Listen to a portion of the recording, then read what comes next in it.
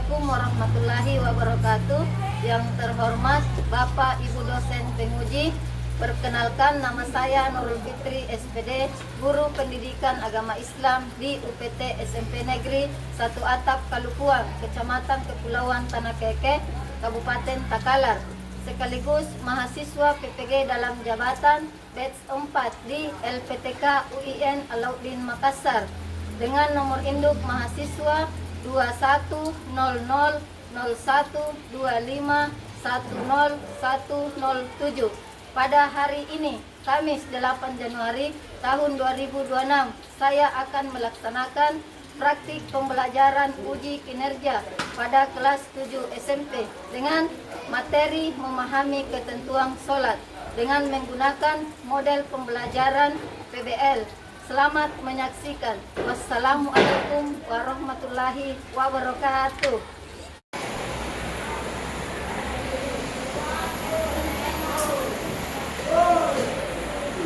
Assalamualaikum warahmatullahi wabarakatuh.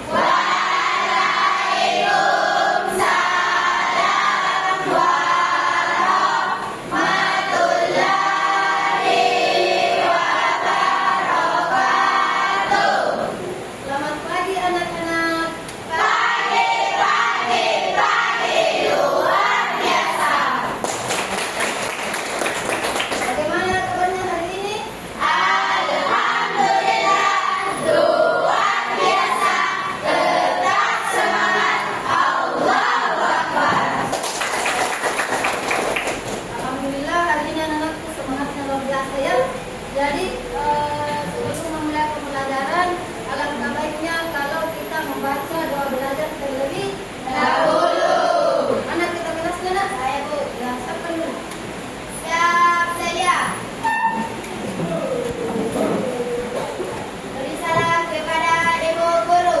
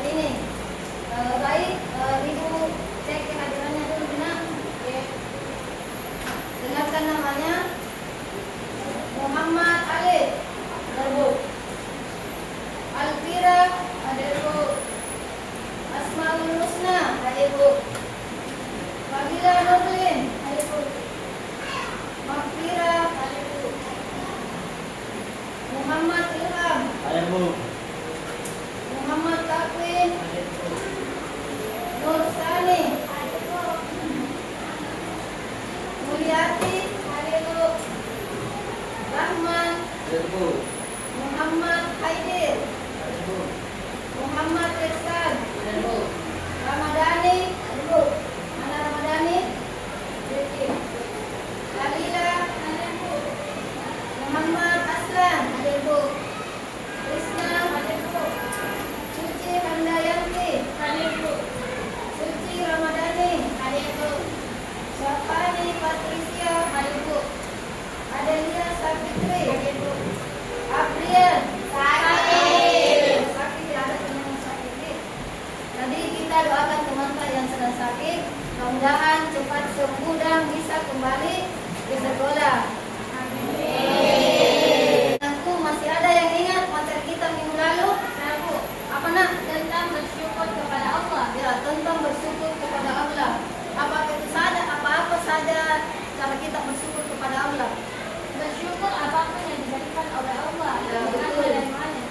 Ya, ada lagi?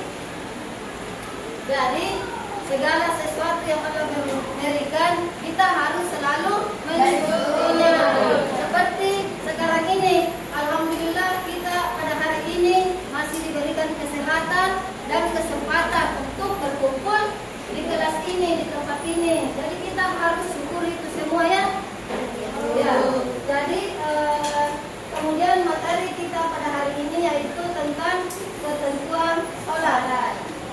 Jadi ada yang tahu pengertian sholat? Saya Bu. Apa nak? Sholat adalah tiang agama. Sholat adalah tiang agama. Ada lagi? Ada yang lain? Sholat adalah kewajiban. Sholat adalah kewajiban. Betul sekali. Nah, diperhatikan. Jadi tujuan pembelajaran kita pada hari ini ada dua. Yang pertama yaitu peserta didik mampu menjelaskan ketentuan sholat meliputi syarat, rukun, dan hal-hal yang membatalkan sholat. Kemudian tujuan pembelajaran yang kedua yaitu peserta didik dapat menyebutkan ketentuan sholat dengan baik dan benar. Nah, ini. Jadi secara bahasa sholat berarti doa. Kemudian menurut istilah sholat adalah ibadah berupa ucapan dan gerakan yang dimulai dengan takbiratul ihram dan diakhiri dengan salam sesuai dengan aturan Islam. Yang mana itu yang dimaksud dengan takbiratul ihram? Allahu Akbar. Dan anak-anak sekalian sudah tahu semua. Allahu Akbar takbiratul ihram dan diakhiri dengan salam. Paham ya sampai sini? Kemudian dalil tentang sholat yang dari pesantren ada? Bisa dibacakan ayatnya nak? Berdiri. Coba. Aqimus sholata wa atuz zakata warka'u ma'al qanitin. Ya, artinya Allah berfirman dalam Quran surat Al-Baqarah ayat 43. Dan dirikanlah sholat, tunaikanlah zakat, dan ikutlah dalam beserta orang-orang yang beriman. ya, tepuk tangan dulu. Ya, betul yang dikatakan pengantar tadi.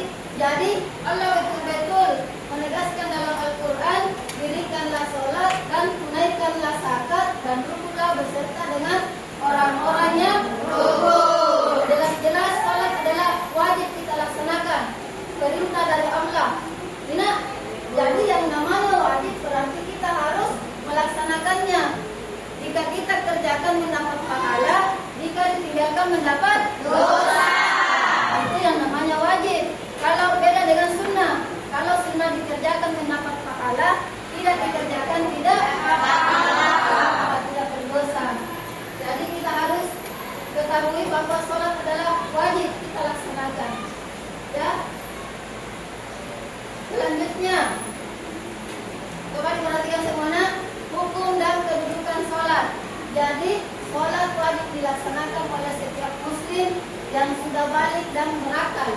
Yang balik itu berarti sudah dewasa, sudah beranjak dewasa.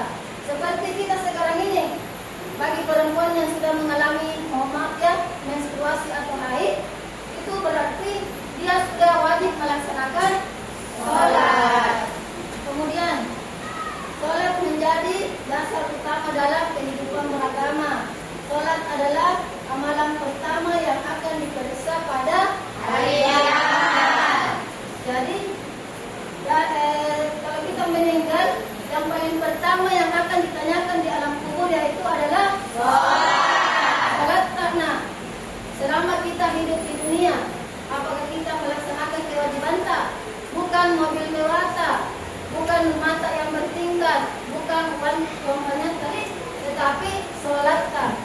Perhatikan ya. Kemudian, di sini syarat sah sholat. Jadi syarat sah sholat adalah hal-hal yang harus dipenuhi agar sholat kita diterima oleh Allah Subhanahu Wa Taala. Jadi ada 5 syaratnya. Yang pertama, suci dari hadas dan najis. Ada yang tahu yang mana yang dimaksud dengan hadas? Yang kayak Pernah? orang baru melahirkan. Ya, orang yang sudah melahirkan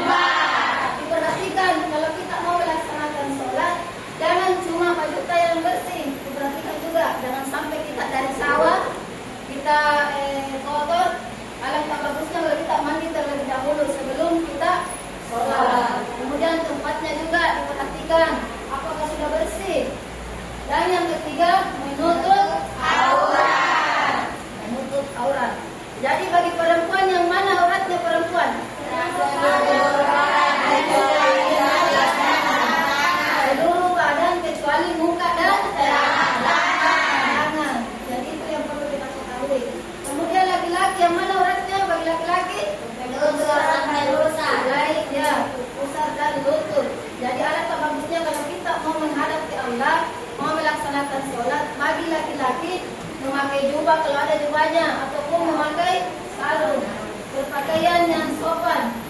Jangan bilang kalau kita mau ke pesta bagus sekali baju tak acil-acilami, tapi pada saat melaksanakan sholat tidak diperhatikan. Itu yang harus kita perhatikan. Kemudian menghadap kiblat. Dan yang terakhir, sudah masuk waktu sholat. Sudah masuk waktu sholat. Kalau sholat zuhur, jam berapa kita sholat? Jam 12 lewat 5 menit. Jadi diperhatikan nak, jangan sampai kita mau melaksanakan sholat zuhur, tetapi baru jam 11. Itu yang dinamakan belum masuk waktu sholat. Paham sampai di sini? Paham. Oke, kita lanjut. Nah, ini rukun sholat. Rukun sholat adalah bagian sholat yang tidak boleh ditinggalkan. Satu orang bisa ucapkan, satu orang? Iya. Siapa? Yang pertama apa? Iya. Kemudian yang kedua? Berdiri bagi yang mampu. Bagi yang mampu. Jadi kita harus garis bawahi di situ. Berarti dalam Islam tidak ada paksaan. Kalau kita ada yang tahu hadisnya atau dalilnya? Kalau kita tidak bisa sholat dalam keadaan berdiri, sebaiknya kita sholat dalam keadaan duduk. Kalau tidak bisa sholat dalam keadaan duduk, bisa berbaring. Jadi betul-betul dalam Islam tidak ada paksaan nanti, tapi kita harus melaksanakan kewajiban kita sebagai umat Islam. Kemudian takbiratul ihram. Selanjutnya membaca surah Al-Fatihah. Yang harus kita ketahui, harus membaca surah Al-Fatihah. Rukuk, i'tidal, sujud, duduk di antara dua sujud, duduk tasyahud akhir, membaca tasyahud akhir, salam dan tasbih. Jadi dipahami di sini rukun salatnya. Pahamnya ada 12. Itu yang harus kita ketahui. Nah, selanjutnya hal-hal yang membatalkan sholat. Yang pertama, di sini ibu akan membagi kelompok.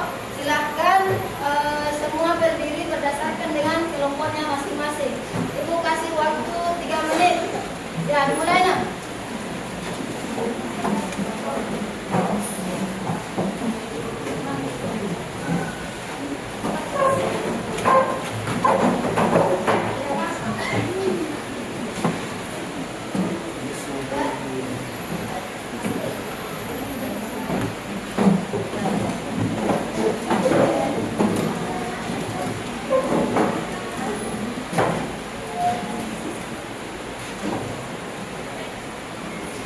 Baik, jadi anak-anakku masing-masing sudah duduk sesuai dengan kelompoknya ya. Ibu akan menampilkan video tentang sholat. Semua kelompok memperhatikan.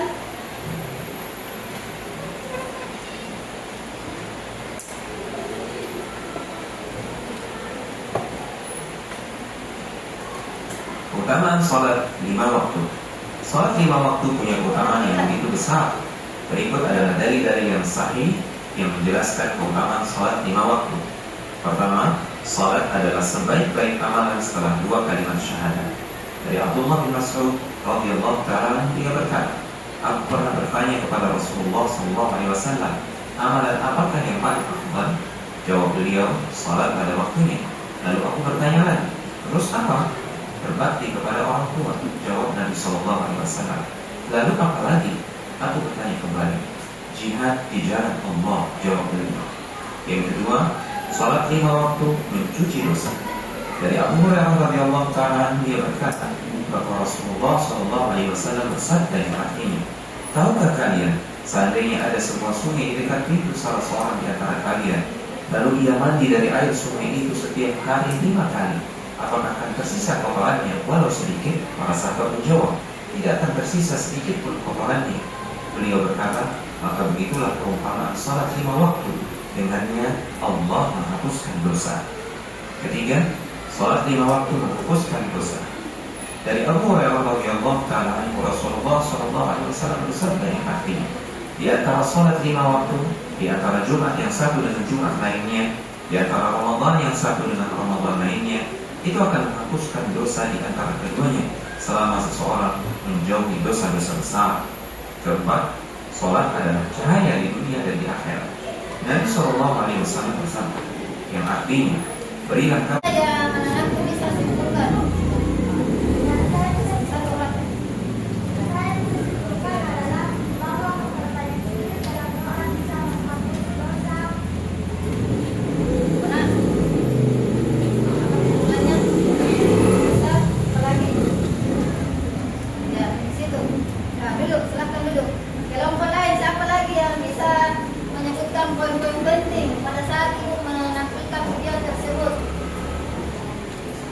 Kelompok 3 bisa? Silakan berdiri. Nak. Ya, Dalam kita tadi, kita bisa menyimpulkan bahwa sholat 5 waktu bisa menghapuskan dosa, dan ketika kita berjalan untuk menuju sholat, kita akan mendapatkan pahala dan menghapus kesalahan. ya. Tepuk tangan dulu untuk teman. Masih ada dari kelompok lain yang ingin menyimpulkan poin-poin penting? Ya, berdiri. Jalan menuju sholat akan dicatat sebagai kebaikan yang menjadikan derajat dan menghapuskan dosa. Ya, betul sekali. Tepuk tangan untuk teman.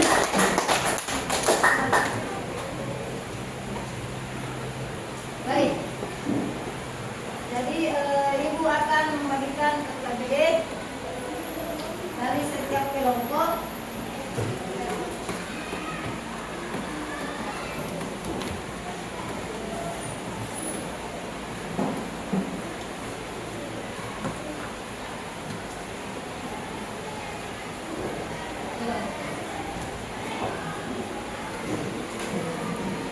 Coba diperhatikan dulu. Ya, ini kelompok 1. Diperhatikan di situ jawabnya pertanyaannya nomor 1 dengan nomor 2. Kemudian kelompok 2 nomor 3 jawaban soalnya. Kemudian nomor 4 jawab dengan kelompok 3. Kelompok 4 diperhatikan. Ibu kasih waktu menyelesaikan LKPD-nya.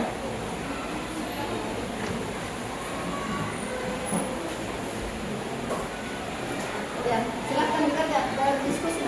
Berdiskusi. Berdiskusi.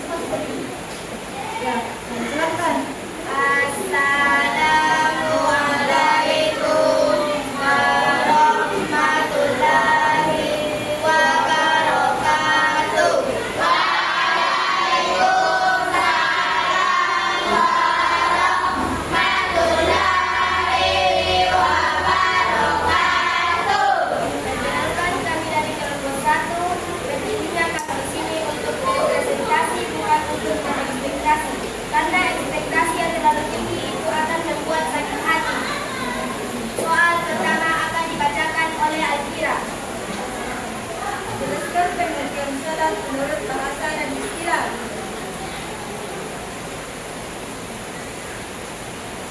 Secara bahasa, sholat berarti doa atau permohonan, sedangkan secara istilah syariat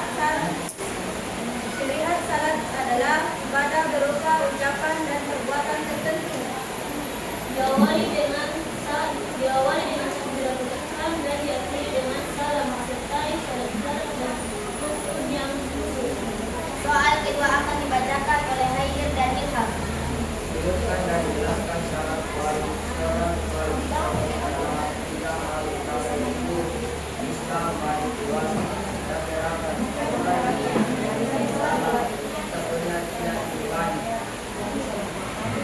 Kewajiban sholat seperti orang gila atau anak kecil dan juga ditambah pergi itu dari air misal tadi wanita serta membuat mari kewajiban. Apakah ada yang ingin ditanyakan? Ya, dari kelompok lain. Siapa yang ingin bertanya? Dari kelompok lain. Apa yang dimaksud sudah balik? Sudah balik artinya telah mencapai usia dewasa menurut syariat Islam, di mana seseorang mulai dibebani tanggung jawab ibadah dan rukun agama. Ya. Sekian dari presentasi dari kami. Jika ada kesalahan mohon dibicarakan dengan baik-baik, bukan malah pergi mencari yang lebih baik. Sekian dari kami. Wassalamualaikum warahmatullahi wabarakatuh. Waalaikumsalam warahmatullahi wabarakatuh. Tepuk tangan dulu untuk perempuan.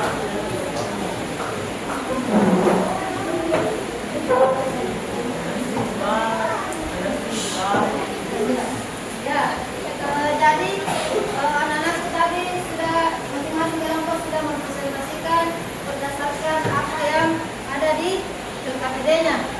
Alhamdulillah, setelah anak-anakku tadi tampil dan saya lihat semua kelompok aktif dalam berdiskusi. Ya,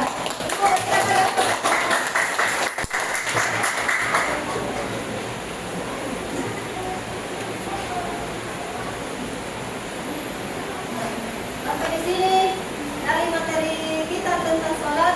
Apakah anak-anak semua sudah paham? Nah,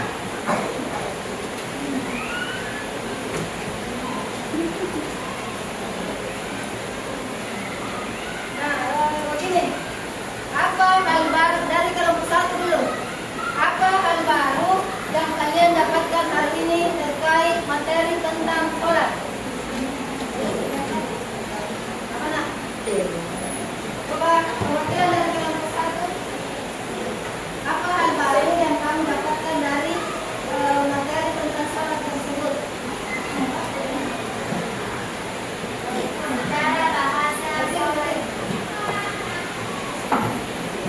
Secara bahasa sholat, doa atau permohonan, sedangkan secara istilah syariat sholat adalah ibadah berupa ucapan dan perbuatan tertentu.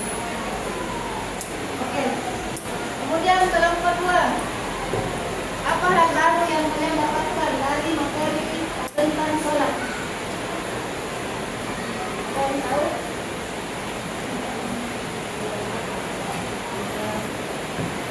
Apa hal baru yang kalian dapatkan dari materi?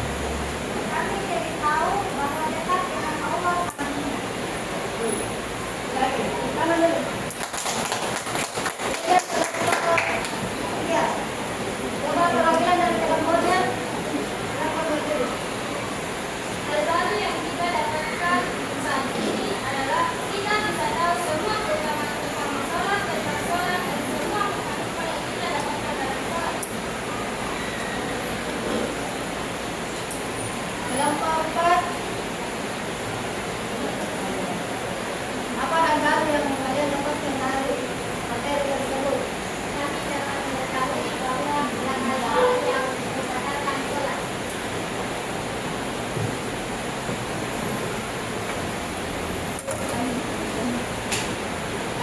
Jadi anak-anak sekalian coba diperhatikan ibu bahwa sholat adalah kewajiban bagi setiap muslim. Jadi kewajiban tak harus dilaksanakan tidak.